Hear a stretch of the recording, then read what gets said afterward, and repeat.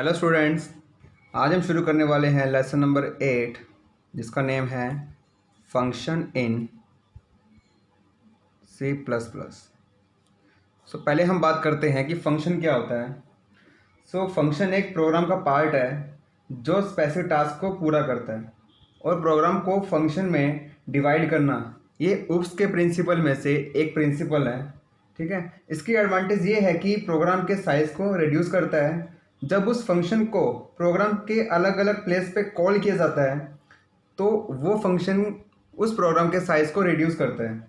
Function को बनाते समय जब हम नए फीचर को ऐड करते हैं तो वो सी प्लस प्लस प्रोग्राम को एक फ्लैक्सीबल और रिलायबल बनाता है।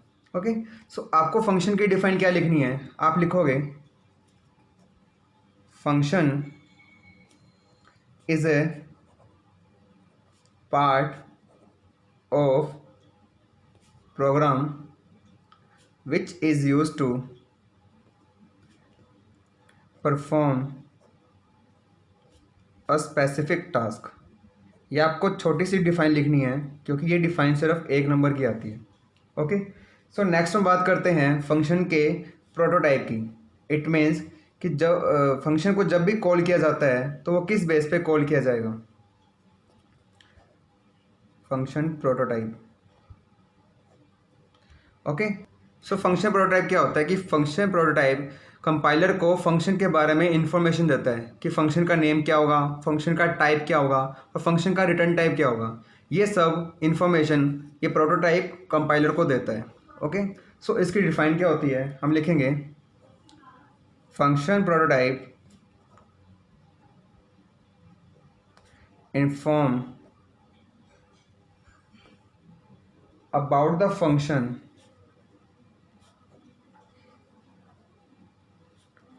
to compiler like number of arguments, return type,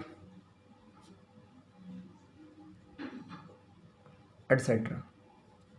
okay, ये होता है फंक्शन प्रोटोटाइप। अब बात करते हैं कि फंक्शन प्रोटोटाइप को किस तरीके से लिखा जाता है, यानी कि इसका सिंटैक्स क्या होगा। इसका सिंटैक्स लिखेंगे, जब भी हम फंक्शन को बनाएंगे सबसे पहले उसका आता है रिटर्न टाइप, देन उसके बाद फंक्शन का name, then argument list. Okay, उसके बाद ब्लॉक शुरू होगा, यहाँ पे उस फंक्शन की बॉडी लिखी जाएगी, यानी जो भी स्टेटमेंट्स होंगी वो यहाँ पे लिखी जाएगी। ये होता है फंक्शन का प्रोटोटाइप। ओके, नेक्स्ट हम बात करते हैं कॉल बाय रेफरेंस की। कॉल बाय रेफरेंस फंक्शन के आर्गुमेंट को पास करने का मेथड होता है। ओके, यहाँ आर्गुमेंट के रेफरेंस को फॉर्मल पैरामीटर में कॉपी किया जाता है, यानी कि जो भी हम फंक्शन बनाएंगे यहाँ पे जो भी आर्गुमेंट्स होंगे इसके अंदर उस रेफरेंस को कॉपी किया जाएगा। ओके, क्योंकि जब भी हम कॉल बाय रेफरेंस का यूज़ करते हैं तो हम इस फंक्शन के अंदर एक पॉइंटर आर्गुमेंट का यूज़ करते हैं। ओके, और आप जानते हो कि पॉइंटर का यूज़ क्यों करते हैं, किसी भी वेरिएबल के एड्रेस को होल्ड करने के लिए। फंक्शन के अंदर रेफरेंस का यूज़ कॉल किए जाने वाले एक्चुअल पैरामीटर को एक्सेस करना होता है। ओके, इट मीन्स कि जो पैरामीटर में किए गए चेंज होंगे, मतलब जो भी हम पैरामीटर में चेंज करेंगे वो सारे चेंज एक्चुअल पैरामीटर में, यानी कि जो भी मेन फंक्शन के अंदर वेरिएबल्स होते हैं उसे बोलते हैं एक्चुअल पैरामीटर। जो भी हम इसके अंदर चेंजेस करेंगे, यानी कि इस फंक्शन के अंदर चेंज किया जाएगा, वो सेम इसका चेंजेस मेन फंक्शन के एक्चुअल पैरामीटर पे इफेक्ट करेगा। ओके, कॉल बाय रेफरेंस की डिफाइन क्या होगी। आप सिंपली लिख सकते हो कि to change actual parameter of calling program call by reference method is used। Okay, ये था कॉल बाय रेफरेंस के बारे में।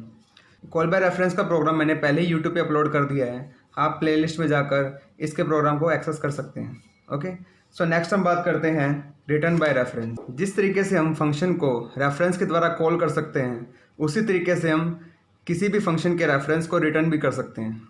ओके, सो उसकी डिफाइन बनेगी, a function can also written reference. एक फंक्शन जो रेफरेंस को रिटर्न भी कर सकता है। सो कैसे कर सकता है, हम इसको एक प्रोग्राम से समझते हैं। तो यहाँ मैं एक प्रोग्राम बनाता हूँ। सो प्रोग्राम शुरू करेंगे पहले हम हेडर फाइल से, hash include iostream dot H hash include conio dot H. So हमें रेफरेंस को रिटर्न करना है, ठीक है। सो रेफरेंस जो होता है, इसका जो ऑपरेटर होगा, जो सिंबल होगा, वो होता है एम्परसेंड। सो जब भी हम फंक्शन को डिफाइन करेंगे तो हम इस रेफरेंस ऑपरेटर का यूज़ करेंगे।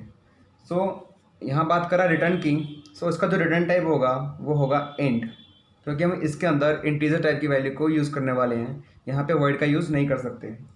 ओके, देन उसके बाद कोई भी फंक्शन का नेम। सो जैसे मैं जो प्रोग्राम बनाऊंगा, सो प्रोग्राम इस बेस पे होगा कि यहाँ मैं दो इनपुट लूँगा और इन दोनों में से कौन सा नंबर छोटा है उसको हम प्रिंट करवाऊँगा। यानी कि जो मेरा प्रोग्राम बनेगा वो बनेगा मिनिमम वैल्यू फाइंड करने के लिए। सो यहाँ मैं जो लेता हूँ फंक्शन नेम वो लूँगा मिन, और इसका मुझे रेफरेंस को रिटर्न करना है तो मैंने आगे लगा दिया एम्परसेंड। ओके, सो मुझे दो आर्गुमेंट चाहिए। सो दो आर्गुमेंट लूँगा, int ampersand X, int ampersand Y. यहाँ मैं ब्लॉक शुरू करता हूँ। यहाँ मैं क्या करूँगा, इन दोनों नंबर में से जो छोटा नंबर होगा उसको फाइंड करने के लिए मैं यहाँ पे स्टेटमेंट्स लिखूँगा। सो यहाँ मैं यूज़ करता हूँ इफ़ कंडीशन।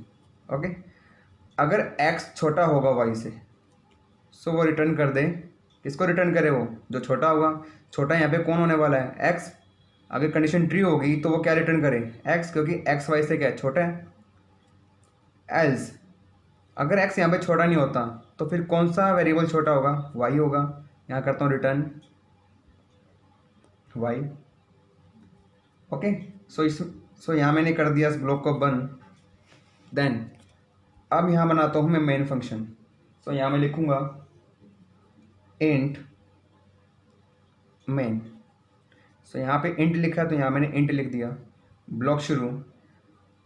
अब बात करते हैं कि यहाँ पे जो भी दो वेरिएबल बनेंगे, क्योंकि वो वेरिएबल की वैल्यू यहाँ पास हो गई।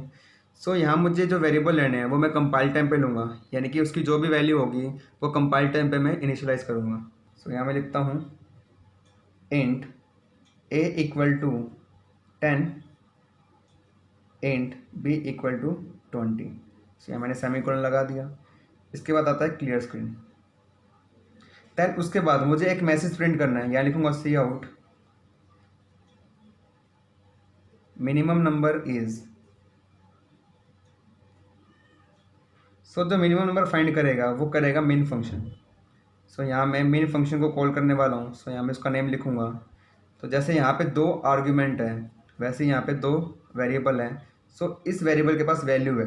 जब भी मैं इन वेरिएबल का यूज़ इस फंक्शन में करूँगा, सो ये जब ये फंक्शन कॉल होगा तो इनकी वैल्यू यहाँ पे इनिशियलाइज की जाएगी। उसके बाद यहाँ पे ये प्रोग्राम हमारा एग्जीक्यूट हो जाएगा। सो यहाँ पे लिखूँगा a कोमा b। ओके, यहाँ लगाता हूँ get C H and block one. ये प्रोग्राम होता है रिटर्न बाय रेफरेंस का। ओके, सो आपको इसी के साथ बताता हूँ कि इनलाइन फंक्शन क्या होता है।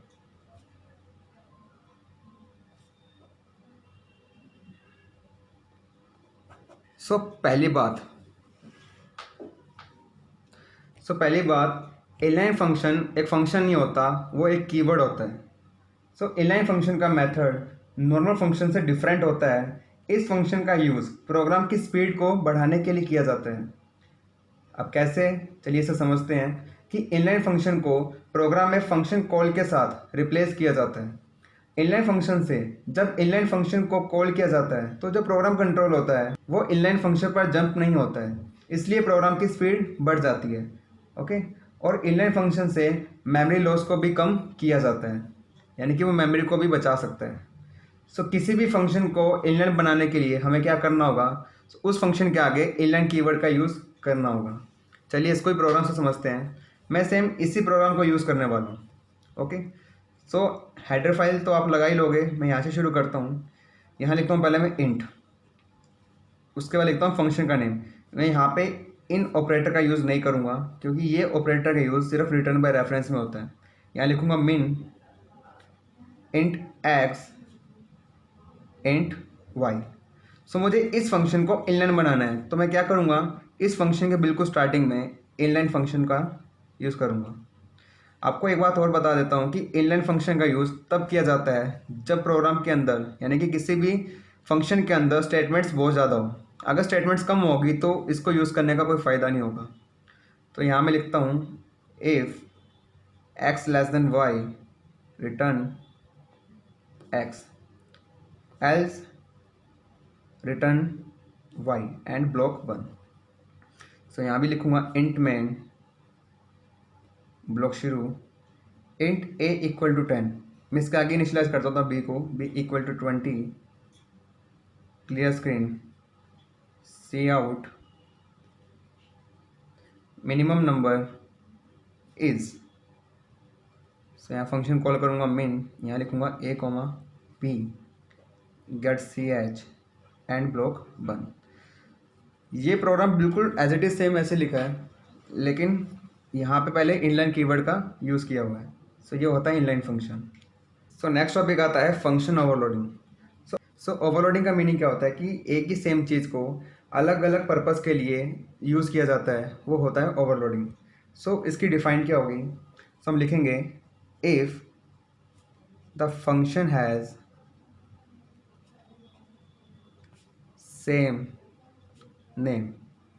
इट मीन्स अगर प्रोग्राम के अंदर फंक्शन का नेम सेम है, यानी कि हम एक ही प्रोग्राम के अंदर 2-3 फंक्शन बना रहे हैं और उन सभी फंक्शन का नेम सेम है, but argument list is different. अगर उनकी जो आर्ग्यूमेंट लिस्ट है वो डिफरेंट है and doing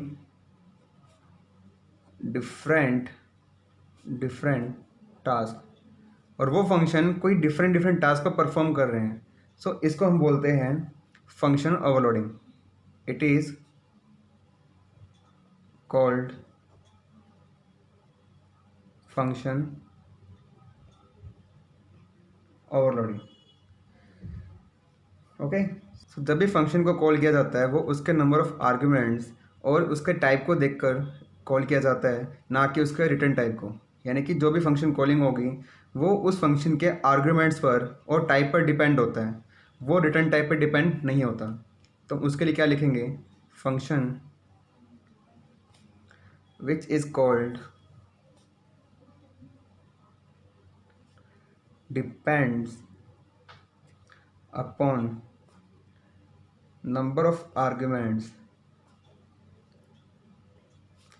and type, okay, not to its return type। सो अब बात करते हैं इसके प्रोग्राम की। वैसे इसका मैंने प्रोग्राम आपको पहले ही दे दिया है, सो आप प्लेलिस्ट में जाकर इस प्रोग्राम को एक्सेस कर सकते हो, नहीं तो आपको सिंपली बताता हूँ। यहाँ लिखूँगा मैं, यहाँ पे एक फंक्शन बनाता हूँ जिसका नेम लेता हूँ मैं सम। सो उसका रिटर्न टाइप होगा इंट सम। यहाँ मैं लेता हूँ 2 वेरिएबल, इंट ए कोमा इंट बी। यहाँ मैं इन दोनों को प्लस करता हूँ, यहाँ लिखूँगा रिटर्न ए प्लस बी ब्लॉक 1। एक फंक्शन और बनाता हूँ, इसके अंदर लिस्ट में डिफरेंट लूँगा, लेकिन जो फंक्शन का नेम होगा वो सेम होगा, int X comma int Y comma int Z. यहाँ भी मैं रिटर्न करूँगा इन तीनों के सम को, x plus Y plus Z end block 1। इसका बनाऊँगा मैं मेन फंक्शन वॉइड मेन। यहाँ मैं इन दोनों की वैल्यू बिना वेरिएबल के असाइन कर दूँगा। किस तरीके से वो आपको दिखा देता हूँ, क्लियर स्क्रीन। सो फर्स्ट जो फंक्शन है वो उस फंक्शन के पास 2 आर्गुमेंट हैं। सो यहाँ मैं फर्स्ट कॉल करता हूँ, सबसे पहले एक मैसेज प्रिंट करूँगा, sum of 2 number equal to, function का नेम क्या है सम, यहाँ पे आर्गुमेंट है 2, सो यहाँ मैं वैल्यू देता हूँ 10 और 20। सो जैसे मैंने आपको बताया कि जो फंक्शन कॉल होता है वो नंबर ऑफ आर्गुमेंट्स को लेकर और उसके टाइप को लेकर कॉल होता है, ना कि उसके रिटर्न टाइप को। ओके, सो यहाँ मैंने 2 वैल्यूज़ दी हैं, तो 2 वैल्यू यहाँ पे असाइन हो जाएगी। उसके बाद मुझे अब इस फंक्शन को, अब मुझे इस फंक्शन के आर्ग्यूमेंट को वैल्यू असाइन करनी है। या मैं फिर लिखूँगा C out sum of 3 number, यहाँ लिखूँगा sum 10, 20, 30। Okay, so get C H and block 1। सो आपका chapter number 8 function in C++ यहीं पे कंप्लीट होता है।